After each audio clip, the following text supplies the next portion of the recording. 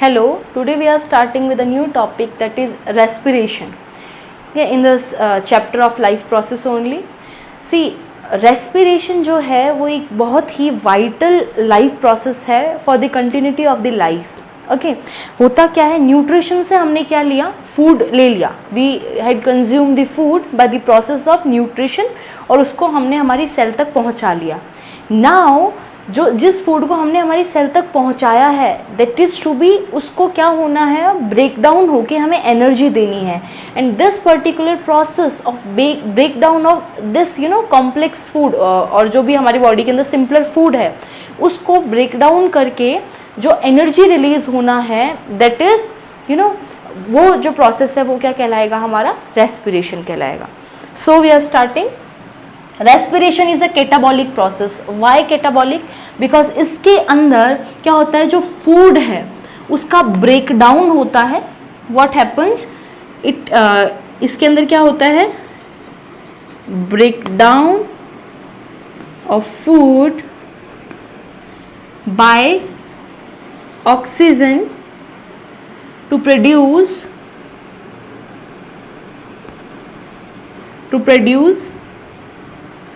carbon dioxide and water as byproducts. These two are byproducts. We will discuss why we are saying these two things as byproduct. ठीक है, produce byproduct and ATP, that is energy. सी होता क्या है कि जो respiration का process है उसके अंदर जो फूड है उसका ब्रेक डाउन होता है, इसलिए इसको कैटाबॉलिक प्रोसेस बोलते हैं. एंड जो भी कैटाबॉलिक प्रोसेस होते हैं उनमें एनर्जी जो होती है वो रिलीज होती है, ना कि कंज्यूम और लगती है. जैसे कि हम लोगों ने जब पढ़ा था photosynthesis, it is the process in which energy is utilised. उस प्रोसेस के अंदर एनर्जी जो होती है वो यूटिलाइज होती है. With the help of energy जो ग्लूकोज है वो सिंथेसाइज होता है. ठीक है, तो वहाँ पे बॉन्ड बनाने होते हैं हमें, इसलिए हमें एनर्जी चाहिए होती है. वो एनर्जी बॉन्ड की फॉर्म में उस मॉलिक्यूल के अंदर स्टेबलाइज हो जाती है. But in the case of respiration हम respiration is just opposite to photosynthesis. Photosynthesis की जस्ट अपोजिट जो रिएक्शन है हमारी, वो क्या है, आप लोग अभी देखेंगे, जस्ट उल्टी चीज़ है, वो हमारा क्या बन जाता है, रेस्पिरेशन हो जाता है. रेस्पिरेशन एक कैटाबॉलिक प्रोसेस क्यों है? बिकॉज इन दिस क्या हो रहा है, फूड जो ग्लूकोज है, food is nothing but glucose जो है, जो पहले प्लांट ने बनाया था, हमने उसको अपने बॉडी में लिया और अब हम उसको ब्रेक डाउन करेंगे. प्लांट ने उसे बनाया, हम उसका ब्रेक डाउन करेंगे. प्लांट ने उसको बनाया तो उसने एनर्जी लगाई, हम क्या करेंगे, उसका ब्रेक डाउन करेंगे हमारी सेल के अंदर. और हम ही नहीं, प्लांट्स भी ऐसा करते हैं. Respiration is taking place in all the type of living organism because it is the vital life process by which our organism get the energy for the continuity of the life, for every work. Even हम लोग अगर breathe भी कर रहे हैं, कुछ भी कर रहे हैं, कोई भी वर्क कर रहे हैं, कोई भी एक्टिविटी कर रहे हैं, हमें एनर्जी रिक्वायरमेंट होता है, हमें एनर्जी चाहिए होता है. बोलने के लिए एनर्जी चाहिए. ठीक है, हर एक प्रोसेस के लिए हमें क्या चाहिए, एनर्जी चाहिए. तो फॉर दैट पर्पस वो एनर्जी जो होती है वो कहाँ से आती है, इस ग्लूकोज के, दैट इज फूड के ब्रेक डाउन से. रेस्पिरेशन सिर्फ ग्लूकोज का ही नहीं होता, विल डिस्कस और भी चीज़ों का होता है, बट जो मेजर सबसे पहली जो प्रायोरिटी है वो ग्लूकोज से होती है. अगर किसी सेल के अंदर ग्लूकोज नहीं है और उसको एनर्जी चाहिए तो उस केस के अंदर फर्दर और चीज़ें प्रेजेंट होंगी तो उनका ब्रेक डाउन होगा. तो वापस हम एक बार पढ़ते हैं, रेस्पिरेशन इज व्हाट, जब फूड का, इट इज रेस्पिरेशन प्रोसेस को हम लोग कैसे बोल सकते हैं, it is the releasing of energy from food. Food से, फूड के फॉर्म में एनर्जी है एक उस मॉलिक्यूल के अंदर, ग्लूकोज के अंदर. अब उसके बॉन्ड तोड़ेंगे, उसको अगर सिंपलर पार्ट में कन्वर्ट करेंगे तो वो एनर्जी जो होगी वो क्या, रिलीज हो जाएगी. जैसे हम लोगों ने पहले CO2 और वाटर को कंबाइन किया था एनर्जी डाल के, तो वो एनर्जी इस पूरे मॉलिक्यूल के अंदर आ गई थी, फूड के अंदर. अब इस फूड को ब्रेक डाउन करेंगे तो वापस से जब ये ऐसे सब्सटेंस के अंदर CO2 और वाटर के अंदर कन्वर्ट होगा तो क्या वो एनर्जी जो पहले लगी थी वो अब रिलीज होगी? हाँ, ऑफ कोर्स होगी. और इसीलिए रेस्पिरेशन जो है एक कैटाबॉलिक प्रोसेस है और we can say energy releasing process है. इसके अंदर एनर्जी रिलीज होती है. सो आई थिंक आपको इतना समझ में आ गया होगा बेसिक डेफिनेशन की रेस्पिरेशन है क्या. ठीक है, और रेस्पिरेशन का मतलब ये नहीं होता कि हम सांस ले रहे हैं, बिकॉज हम जब छोटे होते हैं 7th 8th जो भी 9th है, हम ये सोचते हैं रेस्पिरेशन मीन्स ब्रीदिंग, सांस लेना छोड़ना इज अनदर थिंग, वो ब्रीदिंग है, it is a part of respiration, it is the process which takes place prior to this respiration. अब देखो इस रेस्पिरेशन के अंदर हमें ऑक्सीजन चाहिए, ये ऑक्सीजन हमें ब्रीदिंग से मिलती है, दिस ऑक्सीजन ये जो है हमें वो किससे मिलती है, ब्रीदिंग से मिलती है। So breathing is a accessory, ये एक नॉर्मल क्या है, एक प्रोसेस है जो रेस्पिरेशन के लिए चाहिए होता है, बिकॉज जो ऑक्सीजन चाहिए वो हमें ब्रीदिंग से ही मिलती है। एनवायरनमेंट के अंदर ऑक्सीजन है, हमारा बॉडी तो ऑक्सीजन सिंथेसाइज करता नहीं है, तो एनवायरनमेंट से हम लोग क्या करते हैं, ऑक्सीजन लेते हैं, और वो क्या प्रोसेस होता है, ब्रीदिंग। और ब्रीदिंग के बाद सेल, ब्रीदिंग के जस्ट बाद सेल के अंदर जाके क्या प्रोसेस होना है, सेल्यूलर रेस्पिरेशन। ठीक है, हम लोग रेस्पिरेशन को दो तरीके से बोल सकते हैं, ब्रीदिंग को हम लोग as in extra cellular respiration बोल सकते हैं, सेल के बाहर जो रेस्पिरेशन हो रहा है तो एक प्रोसेस ही है रेस्पिरेशन का, और इंट्रा सेल्यूलर रेस्पिरेशन और cellular respiration is this particular reaction. अब होता क्या है, फूड है, फूड जो है वो ऑक्सीजन के साथ रिएक्ट करेगा, मीन्स ऑक्सीजन जो है वो फूड का ब्रेक डाउन करता है, ऑक्सीडाइजिंग मॉलिक्यूल है हमारा ऑक्सीजन, ये क्या करता है, फूड का ऑक्सीडेशन करता है। तो इस रिएक्शन के अंदर क्या हो रहा है, फूड का ऑक्सीडेशन। ठीक है, फूड का क्या हो रहा है, ऑक्सीडेशन हो रहा है। ऑक्सीजन इज लाइक हथौड़ा, आप इसको हमेशा हथौड़े के फॉर्म में याद रखें। हथौड़ा क्या करेगा, इस फूड को तोड़ेगा और टूटने से फिर एक तो CO2, बिकॉज ये जिस मॉलिक्यूल से मिलके बना हुआ होता है वो तो रिलीज होंगे, बट जब ये रिलीज हुए तो इनके बॉन्ड टूटे, और वो बॉन्ड टूटने से एनर्जी रिलीज हुई। तो फोटोसिंथेसिस के जस्ट उल्टा, फोटोसिंथेसिस में ये दोनों चीज CO2 और वाटर क्या होते थे, रिएक्टेंट होते थे, बट यहाँ प्रोडक्ट है। ग्लूकोज या फिर फूड एंड ऑक्सीजन वहाँ क्या होते थे, प्रोडक्ट होते थे, बट यहाँ पे रिएक्टेंट है। एनर्जी वहाँ पे लगती थी बट यहाँ पे रिलीज हो रही है। It is just opposite to your photosynthesis. ठीक है, फोटोसिंथेसिस का जस्ट उल्टा काम कर रहे हैं हम लोग, कुछ नहीं कर रहे, एनर्जी को फॉर्म में डिफरेंट फॉर्म में कन्वर्ट किया जा रहा है। पहले लाइट एनर्जी थी, उसको हम लोगों ने बॉन्ड के फॉर्म में फूड के अंदर डाल दिया, फूड हमारे अंदर लिया और उसको तोड़ के वापस उसी एनर्जी को यूज कर रहे हैं for the different purposes. Okay, next क्या होता है, आप देखिए, it takes place in cell, cell के अंदर ये सारा काम चलता है, it is this cellular process. ठीक है, सेल के अंदर काम चलता है, दैट्स वाई हम इसको सेल्यूलर रेस्पिरेशन भी बोलते हैं। नाउ इसके अंदर होता है क्या, वही break down of food by oxygen to produce some by products and energy, and by products are CO2, ये दोनों वाटर एंड ये क्या है, बाय प्रोडक्ट्स। देखो बेटा, बाय प्रोडक्ट्स क्या होते हैं किसी भी रिएक्शन में, ऐसे प्रोडक्ट है ना जो एज एन हमें उनकी रिक्वायरमेंट नहीं है बट वो बन गए हैं इस रिएक्शन के। हमें चाहिए क्या था, हमने फूड को क्यों तोड़ा, बिकॉज हमें एनर्जी चाहिए थी, बट एनर्जी के साथ साथ ये दो चीज़ें भी फ्री में मुफ्त मिल गई हैं। ठीक है, अब एक हार्मफुल है, एक हमारे लिए अच्छी है। वाटर तो हमारी बॉडी के अंदर ही रह जाता है और CO2 को बाहर निकालना पड़ता है, बिकॉज ये हार्मफुल है। CO2 अगर हमारी बॉडी के अंदर रह गई then it will create some poisonous. ठीक है, ये हमारे लिए क्या होगी, पॉइजनस और toxic, we can say toxic होगी, हमारा मेंटल डिग्रेडेशन और भी बहुत सारे डिफरेंट टाइप का डिसऑर्डर्स हमारी बॉडी के अंदर ये क्रिएट करेगी। इसलिए इसको इमीडिएटली हमें रिलीज करना होता है from the body, and water हमारी बॉडी में रिटेन हो जाता है, बिकॉज वो डिफरेंट पर्पस के लिए हमें चाहिए होता है हमारी बॉडी के अंदर। बहुत सारी रिएक्शंस ऐसी होती हैं जो वाटर की प्रेजेंस में होती है, तो वाटर इज ठीक है, ओके, वाटर हमें चाहिए था, CO2 अलग निकल गया, तो वैसे कंबाइनली हम इन दोनों, हमें तो क्या चाहिए था, ATP एनर्जी चाहिए थी, बट उसके साथ ये दोनों चीज़ें आई, इसलिए हम इनको बाय प्रोडक्ट बोलते हैं।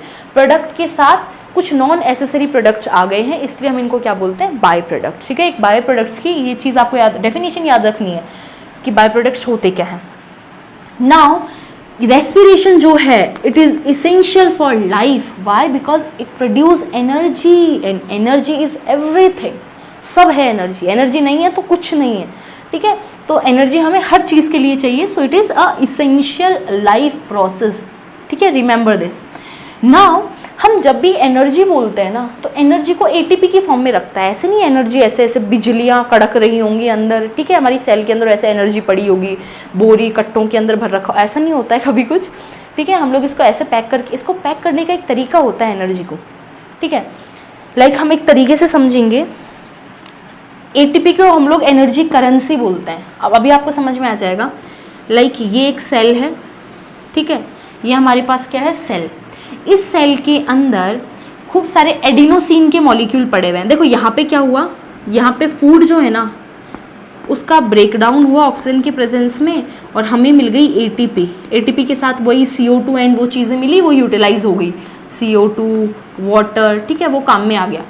हमें मेन ये चीज़ चाहिए, एनर्जी। एटीपी मत बोलो, इसको बोलो इससे क्या रिलीज हुई, एनर्जी। क्या रिलीज हुई, एनर्जी। अब ये जो एनर्जी है, एनर्जी इज पावर, ये कुछ पावर है, ये किसी भी बॉन्ड को पास ला सकती है, अभी बॉन्ड बना सकती है। एनर्जी मैंने बताया था बॉन्ड बना सकती है, और बॉन्ड अगर टूटे तो एनर्जी रिलीज होगी। बॉन्ड बनाने के अंदर जो काम आती है वो एनर्जी होती है, ठीक है। अब ये जो बॉन्ड स्टेबल है तो एनर्जी, अभी टूटेगा तो इसके अंदर जो एनर्जी लगी थी ना इसको स्टेबल करने के लिए, वो रिलीज होगी। समझ में आ रहा है कंसेप्ट आपको? सो होगा क्या इसके बाद, food plus oxygen, energy release हुई। ये एनर्जी इमीडिएटली अगर आपको चाहिए, आप कुछ काम कर रहे हो तो आप यूज में ले लोगे। लाइक मैंने इसको किसी को चांटा मारने में काम ले लिया, अच्छे काम के लिए काम ले सकते हो, चांटा ही नहीं मारना है, ठीक है। और भी बहुत सारे कामों के लिए आप इसको काम में ले सकते हो। इसके अलावा अब अगर फिर भी बच गई एनर्जी, क्योंकि काम तो चलता रहता है, ग्लूकोज ऐसे ही टूटता रहता है, तो अब इस एनर्जी का क्या होता है, हमारे सेल में खूब सारे पड़े होते हैं एडिनोसिन के मॉलिक्यूल। ए मतलब एडिनोसिन, खूब सारे ए पड़े हुए रहते हैं, ठीक है। A is adenosine here.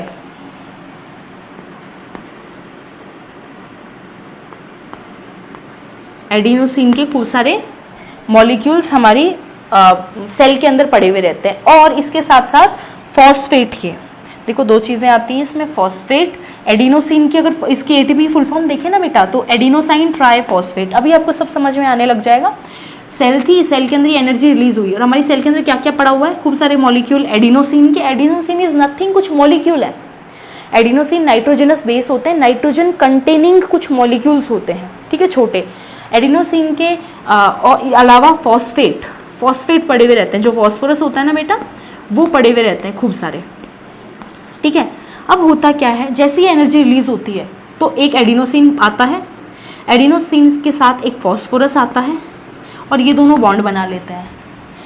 इसको हम बोलते हैं AMP, मतलब एडिनोसिन मोनोफॉस्फेट। एक तो एडिनोसिन है, उसके साथ किसने बॉन्ड बनाया, ये जो एनर्जी है ये बॉन्ड बनाने के अंदर काम आई है, तो ये क्या बन गया, एडिनोसिन मोनोफॉस्फेट। अब क्या हुआ, अब अभी भी एनर्जी बच गई, ठीक है, और एनर्जी है हमारे पास। अब हम क्या करेंगे, और बॉन्ड बना लेंगे, बिकॉज हमें पता है एक बार बॉन्ड बना लो, फिर जब जरूरत हो तो बॉन्ड तोड़ के एनर्जी ले लेना, यही तो है।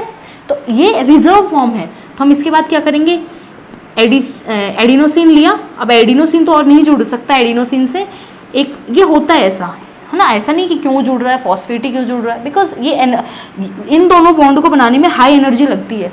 फॉस्फोरस और एडिनोसिन के बीच में बॉन्ड बनने में हाई एनर्जी लगती है, इसलिए ये काम हो रहा है। इसके बाद एक और फॉस्फोरस ऐड हो गया, ठीक है, 2 फॉस्फोरस ऐड हो गए। नाउ ये मॉलिक्यूल क्या बन गया, ADP, adenosine diphosphate, M for mono and D for di. चीज समझ में आ रही है, 2 फॉस्फेट के मॉलिक्यूल हैं तो एडिनोसिन डाइफॉस्फेट। नाउ अब भी हमारे पास और एनर्जी है अभी, तो हम क्या करेंगे, एक एडिनोसिन के साथ 2 फॉस्फेट तो पहले ही थे, एक और फॉस्फेट जोड़ दिया जाएगा। अब ये बन जाएगा ATP, that is adenosine triphosphate. इसके बाद और एनर्जी बचे ना बचे, इसके बाद हमारा और फॉस्फेट नहीं जुड़ सकता। ये जो कंपाउंड है अब इतना ही बॉन्डिंग कर सकता है, इससे ज़्यादा नहीं कर सकता, वो अनस्टेबल हो जाएगा, ठीक है। नाउ इट इज स्टेबल, अब इसे इतना ही कर सकता है। सो इस तरीके से अभी इनको मिटा देते हैं, मान लो ये चीज़ें यूटिलाइज हो गई हैं सारी, ठीक है। तो इस तरीके से मॉलिक्यूल्स आपके क्या होते हैं, सिंथेसाइज होते हैं। तो ये क्या हो गया, एनर्जी पैकेट, ये क्या हो गया, एनर्जी पैकेट हो गया। क्यों, अब अगर देखो, अब ये एटीपी, अब खूब सारी एटीपी बनती है ऐसे, अब एक एटीपी बन गई, इसके अलावा और एटीपी बन जाएंगी, और बन जाएंगी, और खूब सारी एटीपी बन गई। अब क्या होता है, ये एटीपी बन गई, अब ये जो एटीपी, जब मुझे ज़रूरत है एनर्जी की और मेरे को अभी इमीडिएटली ये काम नहीं हो रहा है सेल के अंदर, तो क्या होगा, ये जो एटीपी है ब्रेक डाउन होने लग जाएगी, वापस से ये सारे प्रोसेस चलाएगी। पहले क्या होगा, एटीपी से जो एटीपी है उसमें से एक फॉस्फोरस हटेगा, ये एक फॉस्फोरस हटेगा, तो ये क्या बन जाएगा, ADP। तो थोड़ी एनर्जी मिलेगी एक बॉन्ड रिलीज होने से, और एनर्जी चाहिए एक और बॉन्ड तोड़ दो और एनर्जी मिलेगी, और एनर्जी चाहिए एक और बॉन्ड तोड़ दो और एनर्जी मिलेगी। समझ में आया? यहाँ पे पहले स्टेप में ये एनर्जी हमने इधर लगाई थी, फिर हमने एनर्जी लगाई थी, फिर हमने एनर्जी लगाई थी तीनों बॉन्ड के लिए। सो ATP से AMP बन जाए, ADP बन जाएगा, एंड ADP से AMP बन जाएगा, और लास्ट में AMP से और भी चाहिए तो फॉस्फेट और एडिनोसिन को अलग अलग कर दो। जो एकदम लास्ट स्टार्टिंग वाली स्टेज थी, हम लोग एडिनोसिन फॉस्फेट को पास लाए थे, फिर एक और फॉस्फेट लाए थे, फिर एक और फॉस्फेट लाए थे, तब जाके ATP बना था। तो पहले एडिनोसिन होता है, फॉस्फेट होता है, ये दोनों जुड़ते हैं, एडिनोसिन मोनोफॉस्फेट बनता है। फिर एक और फॉस्फेट जुड़ता है AMP से, तो ADP बन जाता है, एडिनोसिन डाइफॉस्फेट। फिर एक और फॉस्फेट जुड़ता है, तो एक एडिनोसिन हो गए 3 फॉस्फेट, तो adenosine triphosphate. I think it is clear now कि ATP बला क्या होती है। तो it's nothing but a energy currency. आपकी सेल के अंदर एक एनर्जी की करेंसी है। ATP अब खूब सारे आपकी सेल के अंदर पड़े रहते हैं, आपको जब ज़रूरत है तब हम उसको यूज़ लेते हैं ब्रेक डाउन करके। समझ में आया? तो कुछ नहीं, ये जो एनर्जी रिलीज हुई है यही पैकेट की फॉर्म में हमारी क्या रहती है, सेल के अंदर डिस्ट्रीब्यूटेड फॉर्म में रहती है ना? तो ये चीज़ आपको याद रखनी है। ओके, नाउ ये कंसेप्ट बिल्कुल क्लियर रखिएगा। एक बार फिर से इसको देखिएगा, अगर समझ में ना आए तो पॉज करके। नाउ अब क्या होता है, तो ATP इज एडिनोसाइन ट्राइफॉस्फेट, ठीक है। Energy produced during respiration stored in the form of ATP molecule in the cell. This thing you know. अब इसमें कुछ हार्ड नहीं लग रहा, बिकॉज हमने वो चीज़ मेन जो सिस्टम था वो हमने पढ़ लिया है। इसके बाद क्या होता है, and it is used by the organism. Organism जो है इसको यूटिलाइज करते हैं व्हेन दे रिक्वायर। तो ATP is energy currency, currency की फॉर्म में एनर्जी की करेंसी है जिसको हम लोग यूज लेते हैं, फिर बाद में स्टोर करके रख लेते हैं ATP। तो ATP is high energy containing compound. ATP जो है वो हाई एनर्जी कंटेनिंग कंपाउंड है। इसके अंदर खूब सारी एनर्जी है, और भी बॉन्ड्स बन सकते थे, बट सबसे ज़्यादा एनर्जी इन बॉन्ड को बनाने में लगती है। तो तोड़ेंगे तब उतनी ही ज़्यादा एनर्जी तब भी मिलेगी। समझ में आई चीज़ें, क्यों यही बॉन्ड बन रहे हैं। इसके अलावा GDP और भी टाइप के नाइट्रोजन बेसिस होते हैं, बट अभी के बेसिस पे आप इतना ही याद रखो, it is more than enough.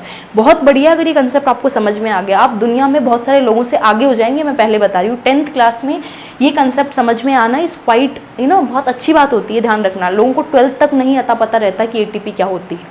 तो इस चीज़ को आप बिल्कुल अपने दिमाग में क्लियर रखिए बेटा, बहुत इंपॉर्टेंट चीज़ है, आपको ये चीज़ याद रखनी है। So till here we had completed कि किस तरीके से क्या रेस्पिरेशन है, रेस्पिरेशन की रिएक्शन हमने देखी।